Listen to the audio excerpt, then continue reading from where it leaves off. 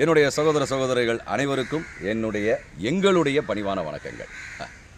இவர் பேர் சௌமியன், என் கூட இப்போ நடிச்சிட்டு இருக்காரு. நீங்கள் புன்னகை பூவில் பார்த்துருப்பீங்க. இப்போது இவர் ஆன்மீகத்தில் ரொம்ப நாட்டம் அதிகம். ஸோ சில கேள்விகள்லாம் நமக்கு ஏற்பட்டாலும் எல்லாருக்கும் அந்த கேள்விகளுக்கு விளக்கம் தெரியணும் அப்படின்று ஆசைப்படுறாரு. இன்னொரு விஷயம், விளக்கம் சொல்கிற அளவுக்கு நான் பெரிய ஆள் இல்லை, இருந்தாலும் ஏதோ இறைவனுடைய சங்கல்பம், அது தவிர பிரபஞ்ச லைப்ரரியிலேருந்து எனக்கு கிடைக்கிற வார்த்தைகளை உங்ககிட்ட பகிர்ந்துக்கிறேன். சரி, ஆரம்பிக்கலாமா? ஒன்றும் இல்லைடா.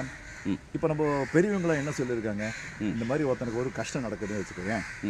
அந்த கஷ்டம் வந்து ஏன் அவனுக்கு வருது? அவன் செஞ்ச பாவ புண்ணியங்களை வச்சு தான் அவனுக்கு நல்லது கெட்டது எல்லாம் நடக்குதுன்னு சொல்கிறாங்க. எக்ஸாம்பிளுக்கு நான் என்ன சொல்கிறேன்னா, இப்போ வாலி இருக்கார். வாலி என்ன பண்ணுவாரான், அவனுக்கு முன்னாடி வந்து யார் போட்டி போட்டாலும் அவனோட பவரில் பாதி பவர் எடுத்துக்கிட்டு இவர் பண்ணும்போது அவன் வந்து தோற்று போயிடுவான்னு சொல்கிறாங்க. அதே மாதிரி இப்போ ஒருத்தனுக்கு ஒரு கெட்டது ஏதோ ஒன்று விஷயம் நடந்துக்கிட்டு வச்சுக்கோங்க, நான் போய் அவங்ககிட்ட வந்து என்னடா ஆச்சு இந்த மாதிரி நான் கேள்வி கேட்கும்போது அந்த பாவங்கள் நம்மளுக்கு பாதி வந்துடும் சொல்கிறாங்களே, அது எப்படி உண்மையா பொய்யா? இல்லை, அது உண்மைதான். ஒரு விஷயத்தில் பார்த்தா பாதியெல்லாம் வராது. அவன் பாவத்தில் நாமளும் பங்கெடுத்துக்கிட்டு அவன் பாவத்தை நாம குறைக்கிறோம். ஓகேவா? அது ஒரு சின்ன கதை மூலமாக பார்த்தீங்கன்னா எல்லாருக்குமே புரிய ஆரம்பிக்கும். அது ஒரு சின்ன கதையின் மூலமாக பார்க்கலாம். நேயர்களே, திரும்ப ஒரு முறை பணிவோட கேட்டுக்கிறேன், புதுசாக பார்க்குறவங்க சப்ஸ்கிரைப் பண்ணிக்கோங்க, லைக் பண்ண மறந்துடாதீங்க, உங்களுடைய மேலான கருத்துக்களை கமெண்ட் பாக்ஸில் டைப் பண்ணவும் மறந்துடாதீங்க. அதாவது ஒரு பெரிய அரசன், அவன் ரொம்ப ஆணவம் பிடிச்சவன். எல்லாரையும் இது பண்ணிக்கிட்டு எல்லாம் இது பண்ணும்பொழுது ஒரு முனிவரை வந்து கேலி பண்ணிவிடுவான்.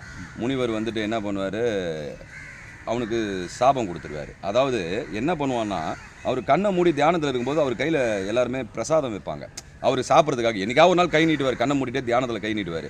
அப்போது அங்கே இருக்கிற மக்கள், ஐயோ அந்த முனிவருக்கு நம்ம ஏதாவது கொடுத்தா அவர் சாப்பிட்டா எனக்கு புண்ணியம் சேரும்னு சொல்லி கொடுப்பாங்க.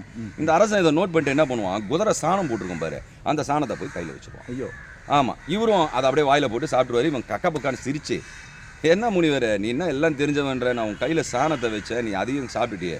நான் சாப்பிட்டுட்டேன், என்னோட கர்மாவில் பாதி கர்மி எப்பயோ கம்மியாயிடுச்சு, கொஞ்சம் நஞ்சம் இருக்கிறதும் உனக்கு இப்போ போயிடுச்சு.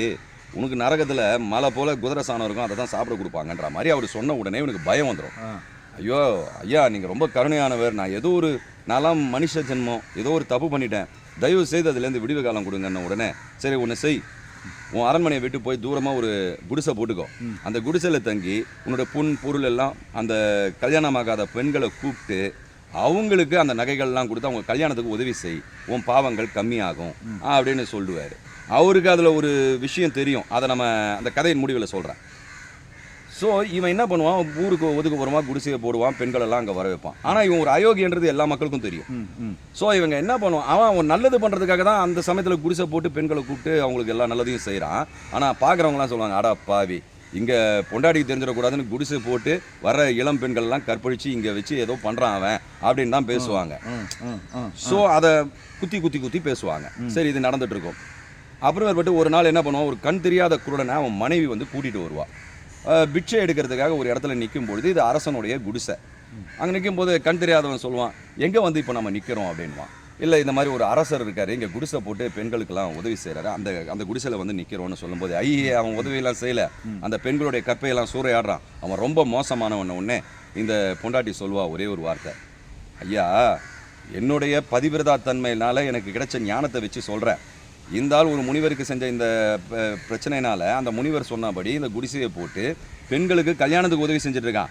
ஆனால் இங்கே இருக்கிற ஜனங்கள் எல்லாம் அவன் தப்பாக தான் போகிறான்னு அவனை பாவமாக அவனை குத்தி குத்தி காமிச்சிட்டு இருக்கிறாங்க, பேசிகிட்டு இருக்காங்க. நீங்களும் அதை பண்ணிட்டீங்க, அதனால் உங்களுக்கும் அடுத்த பிறவி ரொம்ப இந்த பாவத்துக்கான பலன் நீங்கள் எடுத்துக்கிட்டீங்க இதை பேசி, அதனால் உங்களுக்கும் அடுத்த பிறவி இதே மாதிரி கண் தெரியாத மாதிரி தான் போகும் அப்படின்னு சொல்லுவாள். இதை எதுக்கு சொல்ல வராங்கன்னா, ஒருத்தனுடைய பாவம் செஞ்சுட்டான், அவன் அனுபவிச்சுட்டு இருக்கிறான், வேதனைகளை அனுபவிச்சுட்டு இருக்கிறான்னு வச்சுக்கோங்களேன்.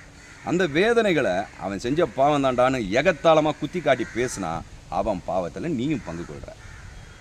அப்போ அதான் அவன் மனைவி சொல்லுவாள், அந்த குதிரையோட சாணம் எல்லாம் கம்மியாயிடுச்சு, எல்லாரும் பாவத்தில் பங்கு கொண்டதுனால, அதனால் இப்போது அவன் அரசன் ரிலீஸ் ஆகிட்டான் பாவத்திலேருந்து. ஸோ இப்போ நீ ஏதாவது பண்ணுறமாம்மா, பண்ணும்பொழுது நான் என்ன பண்ணுறேன், உன்னை குத்தி காட்டி எல்லாம் உன்னோட இதெல்லாம் அப்படி இப்படின்னும் பொழுது என்னோட வேலைகளை பார்க்காம நான் புண்ணியங்களை தேடாமல் உன் பாவத்தை பற்றி பேசுகிறதுனால அந்த பாவத்துடைய பலன் நானும் அனுபவிக்க வேண்டியிருக்கும், உன்னுடைய பாவகர்மா குறைஞ்சிரும்னு பெரியவங்களோட வாக்கு. சரி, அவன் பாவத்தை வந்து மற்றவங்களுக்கு பகிர்ந்து கொடுக்கும்போது அவன் தப்பிச்சிடுறான், மற்றவங்க மாட்டிக்கிறாங்கல்ல. அதை தான் கடவுள் நம்மளை படைக்கும் போது சிந்தனை சக்தின்ற ஒரு பெரிய சக்தியை நமக்கு கொடுத்துருக்காரு. இதை செய்யலாம், இதை செய்யக்கூடாது, இதை செஞ்சா துரோகம், இதை செஞ்சா பாவம்னு எல்லாமே நம்ம அறிவு கேட்டோம். இப்போ உதாரணத்துக்கு ஒரு சின்ன ஒரு தப்பு பண்ண போறேன். இந்த தப்பு பண்ண போகும்பொழுது இந்த தப்பு பண்ணக்கூடாதுன்னு சொல்லி என் குரல் சொல்லும், உள்குரல். நான் அதை கேட்காம பரவாயில்ல எனக்கு பணம் வருது அதனால ஏதாவது பண்ணிடலாம்னு சொல்லிட்டு பண்ணா தெரிஞ்சே தானே அதை நீ பண்ற. நான் தெரியாம பண்ணிட்டேன், நான் மன்னிச்சிரு கடவுளே, நான் அப்புறம் வேண்டதுல பிரயோஜனம் கிடையாது. ஏன்னா கடவுளுக்கு இதுக்கும் சம்மந்தம் இல்லை. உனக்கு முழு சுதந்திரம் கொடுத்துட்டாரு. நீ நல்லது பண்ற கெட்டது பண்றன்னு உன் மனசாட்சிக்கு தெரியும். ஆனா நீ அந்த மனசாட்சியை நெசுக்கி போட்டுட்டு அந்த தப்பை பண்ணினா யாருக்கு பொறுப்பேற்றுக்கிறது? நீ தானே பொறுப்பேற்றுக்கணும், நான் தானே பொறுப்பேற்றுக்கணும். ஸோ கடவுளுக்கும் நம்ம பாவங்களுக்கும் எந்த சம்மந்தமும் இல்லை, நாம தான் கர்த்தா. சரி, இப்போ எனக்கு ஒரு சின்ன கொஸ்டின். இப்போ அவன் பாவம் நம்மளுக்கு ஷேர் பண்ணி வந்துருக்கு, நம்ம பண்ண புண்ணியங்களை அதை காப்பாற்றுமா? அதாவது ஒரு விஷயம் என்னன்னா, நீ பேங்க்ல வந்து அக்கௌண்ட் ஆரம்பிக்கிற, பணம் போட்டு வைக்கிற, ஏடிஎம் கார்டு இருக்கு, பணம் இருக்கிற வரைக்கும் போய் பண்ணுவேன். அங்கே பணம் இல்லை, உனக்கு ஒரு கஷ்டம் வந்துச்சு, ஆனால் பணம் எடுக்கணும்னு ஏடிஎம் கார்டு போடுறேன், அதில் பேலன்ஸ் இல்லை. பேலன்ஸ் இல்லைன்னா பணம் வராது இல்லையா? அப்போ உன் கஷ்டங்களும் தீராது இல்லையா? அதுதான் மேட். இப்போ நீ புண்ணியங்கள் பண்ணுறேன்னு வச்சுக்கேன். இப்போது உதாரணத்துக்கு நிறைய அரசியல்வாதிகளை பார்ப்போம், நிறைய பேரை பார்ப்போம். அவன் எவ்வளவோ அயோக்கியத்தனம் பண்ணுவான், ஆனாலும் அவன் நல்லா இருப்பான். வீட்டில் சொல்லுவாங்க, பார் அவன்லாம் எவ்வளோ பாவம் பண்ணாலும் நல்லா தான் இருக்கான் இல்லையா? நம்மளாம் அனுபவிச்சிருக்கோம், எல்லாரும் வீட்லேயும் அதை தான் கேட்பாங்க. கரெக்ட். அவன்லாம் நல்லா இருக்கான், நீ இப்படி இருக்கிறியே அப்படின்னு சொல்லுவாங்க. ஆனால் அது இல்லை. அவனுடைய அந்த புண்ணிய கணக்குன்னு சொன்னல, அவனை இத்தனை நாளாக அதான் காப்பாற்றிட்டு வந்தது. அவன் புண்ணிய கணக்கு, அவன் பணம் பேலன்ஸ் பேங்க்கில் ஆன பிறகு அவன் அனுபவிக்க ஆரம்பிப்பான். உதாரணத்துக்கு நிறைய பேரை பார்த்துருப்பேன், அவங்களுடைய மரணம் ரொம்ப கொடுமையானதாக இருக்கும் இல்லையா? அந்த மரணத்தின் மூலமாக அவங்க அந்த வேதனைகளெல்லாம் அனுபவிக்க ஆரம்பிப்பாங்க, அவங்க செஞ்ச இதெல்லாம். ஆனால் அவங்கள காப்பாற்றினது, அவங்க நல்லா இருக்கிற மாதிரி நம்ம கண்ணுக்கு தெரியுது, அவங்க புண்ணியம் அவங்கள காப்பாற்றிட்டு இருக்கு. அந்த புண்ணியத்தினால தான் அவங்க இந்த அளவுக்கு உயரத்தில் பணக்காரங்களாக இருக்காங்க. அவன் பாவியாக இருந்தால் முதல்ல பணக்காரன் வீட்டிலே பிறக்க மாட்டான், இல்லை பணத்துக்கான விஷயங்களை பண்ணுறதுக்கு கூட அவன் எண்ணங்கள் போவாது. ஸோ அவன் என்ன பண்ணுறான், எல்லா வித அனுபவங்களையும் நல்ல அனுபவங்களையும் பெறறான் அந்த புண்ணிய கணக்குக்காக. இப்போது அவன் அந்த புண்ணிய கணக்கை பண்ணும்பொழுது அகம்பாவம் ஜாஸ்தியாகி, நான் வந்து என்னால் தான் எல்லாமே ஆகுது, என்னால் முடியாது, எதுவுமே இல்லைன்னு சொல்லி பண்ணுறான் பார்த்தியா? அந்த செயல்களுக்கான விளைவுகள் அப்புறம் வரும்.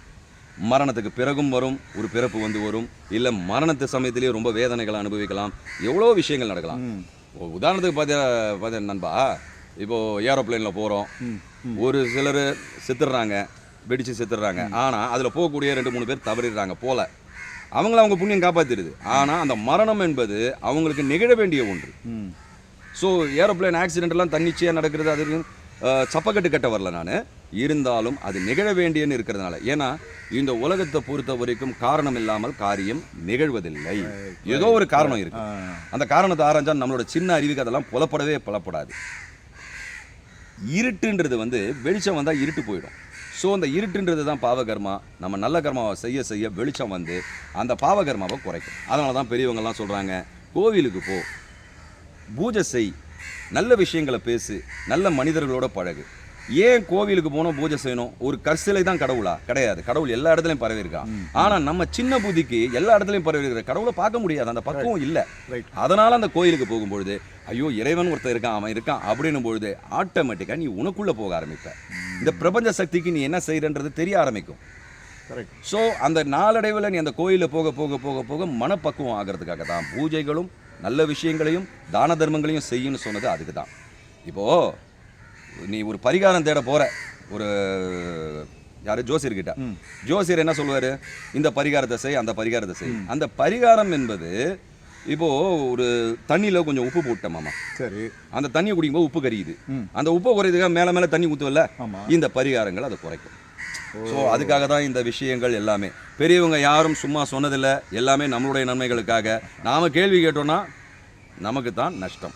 அதனால் கேள்விகள் எதுவும் கேட்காம ஆராயாமல் நம்ம சிற்றறிவுக்கு இந்த விஷயங்கள்லாம் தெரியாது, நமக்கு தெரிகிற பக்குவம் வர வரைக்கும் அவங்க சொல்கிறத ஃபாலோ பண்ணுவோம், நல்ல வாழ்க்கையை வாழ்வோம், ஜாலியாக இருப்போம். ஜெய் ஹிந்த்.